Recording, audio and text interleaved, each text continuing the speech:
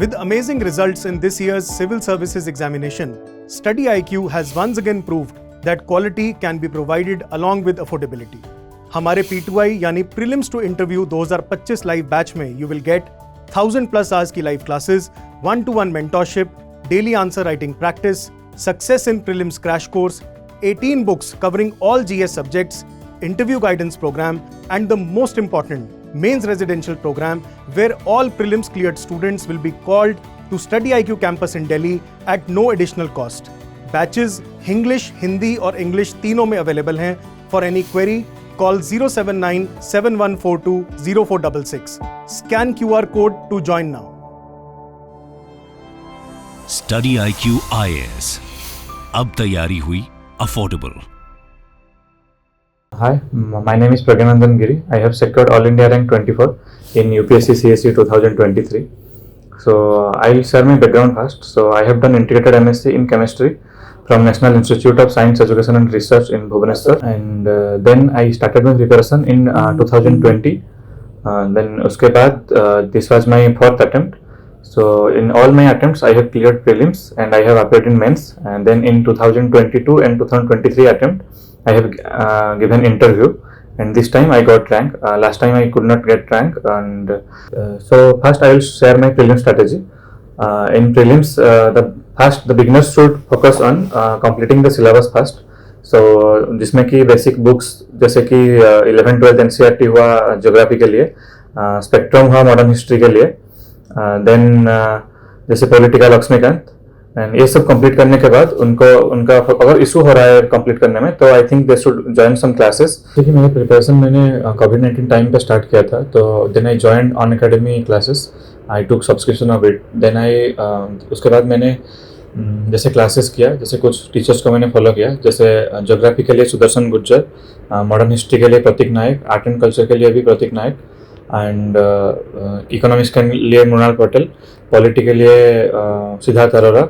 And simultaneously मैंने I also focused on completing the syllabus from the basic books, like जितना 11-12 NCERT हुआ, ancient medieval and art and culture के लिए Nitin Singhania book, and also 11-12 Tamil Nadu text book, and geography के लिए 11-12 NCERT and GC Leong, जिससे कुछ particular topics from GC Leong. And economics के लिए मैंने पूरा फोकस मेरा था कि मैं मृणाल सर के क्लासेस कंप्लीट करूँ, और उनका नोट्स ही फॉलो किया था. उसके बाद जो उनका एनुअली जो फाइनल क्लासेस होता है जिसमें वो कंप्लीट करंट अफेयर्स कवर करते हैं, विन 22, विन 23 सीरीज, तो वो सब किया था मैंने. और उसके बाद बाकी जैसे प्रीलिम्स से पहले PT 365 of environment, polity, international relation, ये सब किया था, जिससे कि मेरा पूरा साल का करंट अफेयर्स जो मिसिंग पॉइंट्स था वो PT 365 से कवर होता था.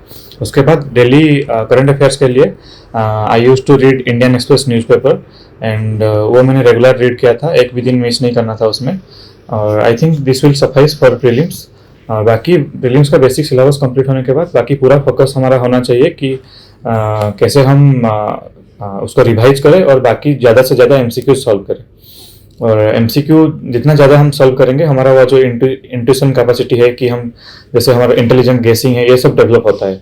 तो वो एक्चुअली फाइनल एग्जाम में बहुत हेल्प होता है, क्योंकि फाइनल एग्जाम में अराउंड 40 to 50 ही हम कर पाते हैं डायरेक्टली. बाकी 20-30 क्वेश्चन में हमें इंटेलिजेंट गेसिंग या एलिमिनेशन टेक्निक यूज करना होता है, और बाकी 4-5 क्वेश्चंस में जो कि वाइल्ड गेसिंग होता है. तो इस तरह से टारगेट रहना चाहिए कि हम कैसे 90 के आसपास क्वेश्चन सॉल्व करें प्रीलिम्स में, क्योंकि वो माइनस मार्किंग होने के बाद वो एडजस्ट हो जाएगा. और बाकी कुछ लोगों का ऐसा भी होता है कि वो 80 क्वेश्चन सॉल्व करके भी उनका क्वालिफाइंग मार्क्स आ जाता है, जिनका एक्यूरेसी थोड़ा ज़्यादा है. तो किसका स्ट्रेंथ और वीकनेस क्या है वो हम खुद डिसाइड करना होता है उसमें. तो वो जितनी ज़्यादा हम MCQ सॉल्व करें, जितनी ज़्यादा हम फुल लेंथ टेस्ट दें, उससे ही हमको पता चलता है कि हम कितना तक कर पाएंगे. सो ये बेसिक प्रीलिम स्ट्रैटेजी है. और to summarise it, first complete syllabus, then revise all the syllabus, do classes from some good teachers and good institute to be fundamentally clear. Conceptual clarity should be there. Like अभी जो question आता है 2 only 3 only, इसमें conceptual clarity बहुत important होता है. एक prelims के क्वेश्चन में जो भी 1 2 3 करके जितना भी पॉइंट्स देता है, वो सब पॉइंट्स के बारे में नॉलेज होना चाहिए. और आई थिंक हमें वो भी पता होना चाहिए कि हम कब अटेम्प्ट करें, किस क्वेश्चन को छोड़ दें। जैसे कि अगर हमें 4 ऑप्शन से 3 ऑप्शन में हम श्योर हैं, 3 ऑप्शन के बारे में पता है, तो वो अटेम्प्ट नहीं करना है। अगर हम 2 ऑप्शन में के बारे में पता है, जैसे हम 50% एलिमिनेट कर पा रहे हैं, तो उस क्वेश्चन को अटेम्प्ट करना चाहिए, क्योंकि उसमें प्रोबेबिलिटी हमारा 50-50 हो जाता है। तो इस तरह से I think everyone will have different strategy, and जब ज़्यादा फुल लेंथ टेस्ट हम सॉल्व करें तो वो पता चलेगा कि किसका स्ट्रेंथ क्या है और किस तरह का अटेम्प्ट करना चाहिए। और बाकी बहुत लोगों का ये भी इशू होता है कि वो एग्जाम के पहले दिन बहुत एंक्सियस हो जाते हैं और रात को सो नहीं पाते हैं 3-4 दिन से, तो इसके वजह से रियल एग्जाम में वो इम्पैक्ट करता है। तो वही उस टाइम नॉलेज से ज़्यादा ये इम्पोर्टेंट है कि हम कितना कॉन्फिडेंस से वो एग्जाम अटेम्प्ट करते हैं। जैसे हम मॉक टेस्ट देने के टाइम पे हमारे अंदर उतना कॉन्फिडेंस होता है कि हम वो एंग्जाइटी नहीं होता है जब हम मॉक टेस्ट अटेम्प्ट करते हैं, तो उसी माइंडसेट से जाना है। रियल एग्जाम को भी हम मॉक टेस्ट के माइंडसेट से दें तो आई थिंक द एंग्जाइटी नहीं रहता है, तो हमारा परफॉर्मेंस भी वो इम्पैक्ट नहीं करता है। तो I think this was my all prelim strategy. And mains के लिए I would say my basic books same ही था। बाकी बेसिक रिवीजन के बाद मैंने मेंस 365 के ऊपर कवर किया था, और मैंने ऑल्सो शून्य आईएएस का जो जीएस बुकलेट्स है, GS1, GS2, GS3, वो सब खरीदा था। उससे मैंने वो बहुत हेल्प किया था लास्ट टाइम, क्योंकि मैंने खुद का नोट्स नहीं बनाता था, तो मेंस के लिए वो शून्य आईएएस का बुकलेट्स बहुत हेल्प किया था। मेंस के लिए शून्य आईएएस का बुकलेट्स मैंने फॉलो किया था। तो उसमें से पहले मेरा फर्स्ट अटेम्प्ट में वो बुकलेट्स मैंने नहीं खरीदा था, तो मैंने खुद के नोट्स से ही प्रिपेयर किया था। तो उसमें फर्स्ट अटेम्प्ट में मेरा मार्क्स बहुत कम आया था, उसमें मैं 662 आया था, और जीएस में I think it was less than 300। तो then I improved around 60 marks after going through the Shunya booklets. The next attempt I covered all the booklets of Shunnya IAS, and I think my marks was around it was 400 plus. And in final attempt I focused on more content enrichment, जहाँ मैंने different facts और statistics जैसे case studies ये सब add करना शुरू किया। जैसे मेरा एम था कि किसी भी लाइन जेनरिक ना हो, सब लाइन के लास्ट में कुछ एग्जाम्पल्स हो, जैसे कि वो लाइन जेनरिक ना लगे। तो आई थिंक ये स्ट्रैटेजी मैंने जब मल्टीपल टॉपर्स का आंसर बुकलेट्स फॉलो किया था, तो वहाँ से ये मुझे माइंड में आया कि उन लोगों का आंसर में जेनरिक लाइंस नहीं होता है, और वो I think that matters a lot. Mains के लिए जैसे मैं स्टार्ट करता हूँ GS1 से। GS1 का हिस्ट्री का पार्ट स्पेक्ट्रम से ही करके किया जा सकता है। स्पेक्ट्रम का जो फाइनल समरी होता है चैप्टर के एंड में, तो वो सब काम आता है, लेकिन जो आंसर होता है वो पूरा कॉन्सेप्चुअली लिखना होता है हमें, point wise conceptually, and every point के बाद कुछ सब्सटेंशिएट करने के लिए फैक्ट्स और डाटा देना होता है।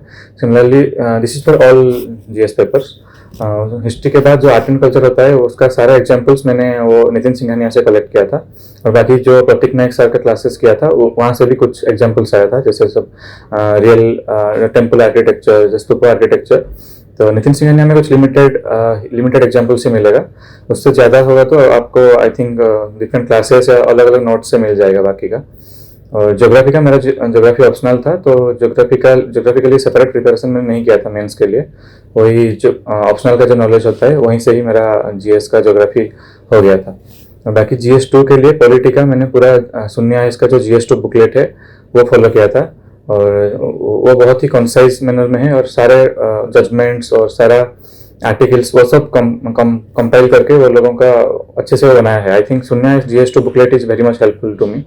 एंड लास्ट अटेम्प्ट में मैंने जो ओनली आईएएस का प्रहार बुकलेट है वो भी जस्ट गो थ्रू किया था। तो आई थिंक इधर शून्य आईएएस और ओनली आईएएस का प्रहार बुकलेट वो फॉलो किया जा सकता है। और आज मैंने पहले बताया कि मैं खुद नोट्स नहीं बनाता था, तो मैं डायरेक्टली इन बुकलेट्स को फॉलो किया था मेंस के लिए। उस टाइप का पॉलिटी और गवर्नेंस GS2 बुकलेट्स कवर हो जाएगा। बाकी जो इंटरनेशनल रिलेशन है, इंटरनेशनल रिलेशन के लिए मैंने मेंस 365 को फॉलो किया था, और बेसिक क्लासेस जो मैंने इंटरनेशनल रिलेशंस का किया था वो डिफरेंट सोर्सेज से किया था, कुछ यूट्यूब के वीडियोस भी देखे थे, और बाकी सिद्धार्थ अरोरा का भी कुछ अनअकैडमी से इंटरनेशनल रिलेशन का क्लासेस किया था। बाकी जो करंट अफेयर्स एनालिसिस वीडियो है, जिसमें रोज जो इंडियन एक्सप्रेस का डिस्कशन वीडियो होता है यूट्यूब में, उससे भी थोड़ा इंटरनेशनल रिलेशन का आइडिया आ जाता है। बाकी जो GS3 के लिए इकोनॉमिक्स के लिए मेरा पूरा प्रिपरेशन मुनाल सर का नोट से ही था। तो आई थिंक वो प्रीलिम्स और मेंस के लिए पूरा ही कॉम्प्रिहेंसिव है। और उसके बाद जो इंटरनल सिक्योरिटी एस्पेक्ट है वो मैंने प्रहार बुकलेट से किया था, और उससे आई थिंक वो कॉम्प्रिहेंसिव है वहाँ पे। और बाकी जो रहा एनवायरनमेंट का, वो मैं वैशाली आनंद का बुक्स फॉलो किया था जो स्टैटिक के लिए, और करंट अफेयर्स के लिए मेंस 365 फॉलो किया था विजन आईएएस का। बाकी उसमें रहा environment, internal security, economics and science and tech. Science and tech तो इस पर बहुत रैंडम क्वेश्चन आया था, बाकी उसके लिए मेंस 365 ही मैंने गो थ्रू किया था।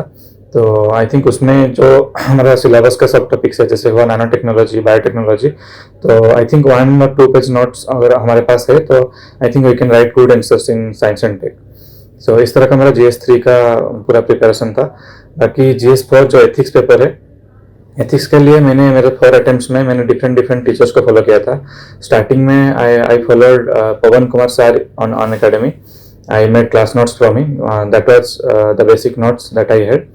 एंड उसके बाद एथिक्स के लिए डिकोड एथिक्स करके एक बुक है, तो वो बुक भी मैं कुछ पार्ट्स पढ़ा था, पूरा कंप्लीट कर नहीं पाया था। और उसके बाद जो कलाम आईएएस का बुकलेट्स है, और मेरा लास्ट अटेम्प्ट में, द 4th अटेम्प्ट में, I took the ethics marks improvement classes from Kalam IAS. So वहाँ पे विवेक सर है, उनका क्लासेस लिया था। तो I think that help me very much. उनका अगर बेसिक हमारा एथिक्स कहीं से भी है, तो जो मार्क्स इम्प्रूवमेंट क्लासेस होता है वहाँ पे वो लोग वैल्यू एडिशन करते हैं, किस तरह का आंसर स्ट्रक्चरली लिख सकते हैं, किस तरह का हमें फ्रेमवर्क बनाना है, ये सब वहाँ पे उन लोगों ने बताया था। तो इससे मेरा मार्क्स अराउंड 15 मार्क्स इम्प्रूव हुआ था ये सब क्लासेस करके। और मेरा 4th अटेम्प्ट में एथिक्स के लिए मेरा पूरा ही फोकस था कि मैं जितना ज़्यादा एग्जाम्पल कलेक्ट कर सकूं, जैसे कि ब्यूरोक्रेट्स का एग्जाम्पल, हिस्ट्री का कुछ एग्जाम्पल, रामायण और महाभारत से कुछ एग्जाम्पल, तो ये सब एग्जाम्पल मैंने आंसर्स में कोट किया था। और जितना भी मेरा ये सब वैल्यू एडिशन का पार्ट्स है, वो सब मैंने मेरा टेलीग्राम चैनल पे भी कुछ शेयर किया है। तो I think that will help everyone to सी।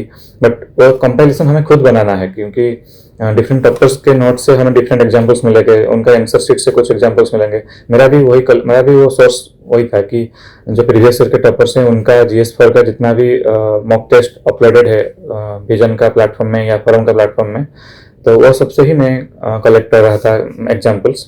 तो मैंने ऐसे अराउंड 7-8 पेज का टोटल अराउंड 50+ एग्जाम्पल्स कलेक्ट किया था, और वो मैं डायरेक्ट एग्जाम में इम्प्लीमेंट करता था। I think that help me improve my marks from some around 100 to around 118 in GS4। तो GS4 का अगर मैं समराइज करूँ तो GS4 का स्ट्रैटेजी ऐसा होना चाहिए कि पहले हम कुछ कोचिंग क्लासेस से हमारा फंडामेंटल जो जितना भी सिलेबस है वो कवर करें। उसके बाद हम कुछ एनरिचमेंट क्लासेस ज्वाइन करें, जहाँ से हमें, जैसे कि मैंने ज्वाइन किया था कलाम आईएएस का मार्क्स इंप्रूवमेंट क्लासेस, तो उससे हमारा कंटेंट एनरिचमेंट होगा। और उसके बाद जितना हम आंसर राइटिंग प्रैक्टिस करें एथिक्स का, क्योंकि एथिक्स का रियल एग्जाम में डायरेक्ट सिलेबस से क्वेश्चंस नहीं आता है, तो डिफरेंट काइंड्स ऑफ क्वेश्चंस आता है, और जो केस स्टडीज होता है वो भी डिफरेंट काइंड ऑफ होता है। तो जितना ज़्यादा हम आंसर राइटिंग प्रैक्टिस करें वो हेल्पफुल होता है। और ऐसे मेंस के लिए ये तो प्रीलिम्स और मेंस के बीच का बताया, और प्रीलिम्स से पहले हम अगर मेंस का प्रिपरेशन कर रहे हैं तो I think every day we should write around 1 hour for mains, around 7 questions we can write for 1 hour। And मैं ऐसे 3 to 7 क्वेश्चंस डेली लिखता था, और उससे मैं IS.network करके एक वेबसाइट है, वहाँ से मैं इवैल्यूएट कराता था डेली। तो इधर you can join IS.network website और ऑल्सो कन्वर्ट IS वेबसाइट। तो 2 वेबसाइट है जो कि वो सब में वो लोग डेली बेसिस पे हम अगर आंसर शीट अपलोड करते हैं तो वो लोग वहाँ पे इवैल्यूएट करके हमें 2-3 दिन में प्रोवाइड करते हैं। तो इनका जो सजेशंस होता है वो मैंने इम्प्लीमेंट करने के लिए ट्राई किया, और इस तरह से हमारा जो आंसर राइटिंग वो इम्प्रूव होता है। क्योंकि अगर मैं कंपेयर करूं कि जब मैं फर्स्ट अटेम्प्ट में जिस तरह का आंसर लिख रहा था और 4th अटेम्प्ट में मैंने जिस तरह का आंसर लिखा था, तो उसमें बहुत ही डिफरेंट है। तो वो पता चलता है कि क्या कैसा होना चाहिए, और हम वो थोड़ा ग्रेजुअल इम्प्रूवमेंट होता है, और आई थिंक वो प्रैक्टिस के थ्रू ही आएगा। तो इसीलिए बहुत लोगों का ये है कि वो प्रीलिम्स के बाद आंसर राइटिंग प्रैक्टिस करते हैं, लेकिन आई think that is not a right approach. हमें प्रीलिम्स से पहले ही आंसर राइटिंग पूरा प्रैक्टिस करना चाहिए। अगर हो सके तो प्रीलिम्स से पहले ही हमें फुल लेंथ टेस्ट भी 2 राउंड देना चाहिए, जैसे ईच GS का फुल लेंथ टेस्ट 2 राउंड का देना चाहिए प्रीलिम्स से पहले, और प्रीलिम्स और मेंस के बीच में 2 या 3 ऐसे सेट्स हमें देना चाहिए। और आई थिंक मैंने प्रीलिम्स और मेंस के बीच में अराउंड 18 to 20 टेस्ट दिया था, तो that helps. And for optional I think मेरा ज्योग्राफी ऑप्शनल है, तो ज्योग्राफी ऑप्शनल के लिए मेरा मार्क्स 230 के अराउंड से अभी इम्प्रूव होकर 284 हुआ है। तो ज्योग्राफी ऑप्शनल के लिए मैंने बोलूँगा कि मार्केट में बहुत सारा मिस गाइडेंस है और बहुत सारे टीचर्स भी हैं, तो मैंने रिकमेंड करूँगा कि ज्योग्राफी ऑप्शनल अगर ले रहे हैं तो उसका फाउंडेशन हमें अच्छे जगह से करना चाहिए। जैसे मैंने फाउंडेशन ऑन अकेडमी से किया था, तो उसमें वो पूरा नहीं पढ़ाए थे, पूरा around 50 to 60% syllabus he completed था, तो वो मेरा मेजर लाकुना था। तो फर्स्ट अटेम्प्ट में मेरा मार्क्स अराउंड 240 था। तो उसके बाद मैंने एनरिचमेंट क्लासेस ज्वाइन किया, मैंने 500 प्लस ज्वाइन किया था और एडुकेमी का MSP प्रोग्राम भी ज्वाइन किया था। तो उससे थोड़ा मेरा मार्क इम्प्रूव हुआ सेकंड अटेम्प्ट में, आई गॉट अराउंड 258।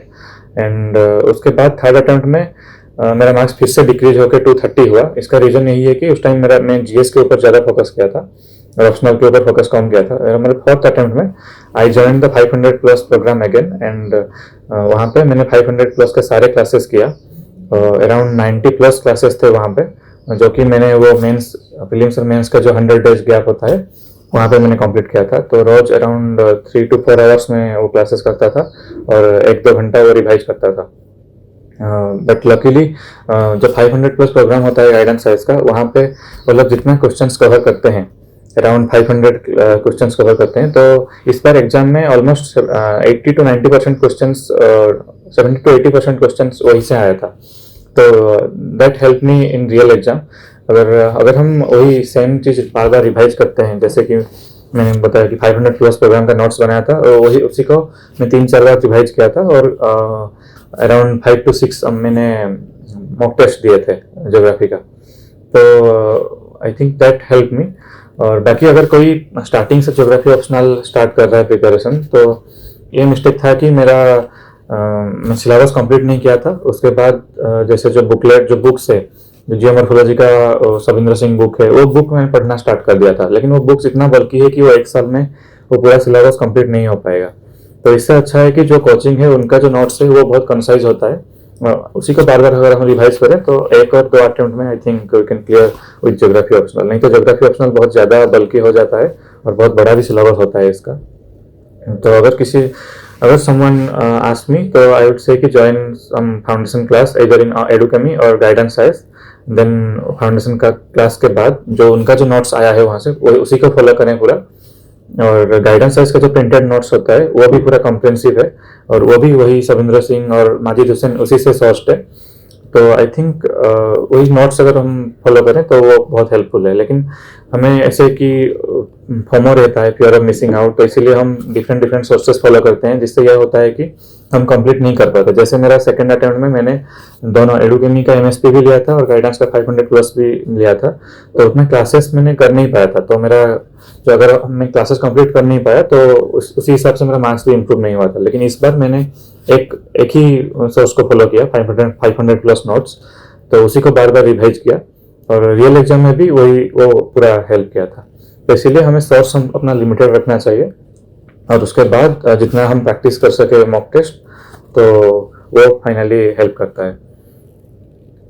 तो ये मेरा ओवरऑल था। और बाकी मैं बोलना चाहूँगा कि we should not run behind perfection, like जैसे कि हम परफेक्ट आंसर लिखना चाहते हैं, परफेक्ट नोट्स बनाना चाहते हैं और परफेक्ट सोर्स फॉलो करना चाहते हैं। ऐसे सब लोगों का सोर्स डिफरेंट होता है। कुछ बेसिक बुक्स होता है जो सबका इक्वल होता है, बाकी सोर्स लोगों का डिफरेंट होता है, आंसर राइटिंग स्टाइल भी डिफरेंट होता है, स्ट्रैटेजी भी डिफरेंट होता है। इसीलिए मुझे नहीं पता था कि रिजल्ट से पहले कि मेरा स्ट्रैटेजी काम आएगा कि नहीं, तो इसीलिए सबका अपना अपना स्ट्रैटेजी होना चाहिए। सारे टॉपर्स का जो जितना भी वीडियो देखते हो उससे कुछ लर्न करके खुद का स्ट्रैटेजी खुद बनाना चाहिए। कि जैसे वो स्ट्रैटेजी में बेसिक्स ये होना चाहिए कि हमारा सिलेबस पूरा कंप्लीट हो और रिवीजन हो वहाँ पे, और MCQ प्रैक्टिस हो, और आंसर लिख रहे हैं वो एनरिच्ड हो कंटेंट का।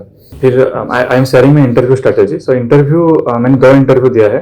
तो फर्स्ट इंटरव्यू में मेरा मार्क्स था 154 एंड सेकंड इंटरव्यू में मेरा मार्क्स था 198।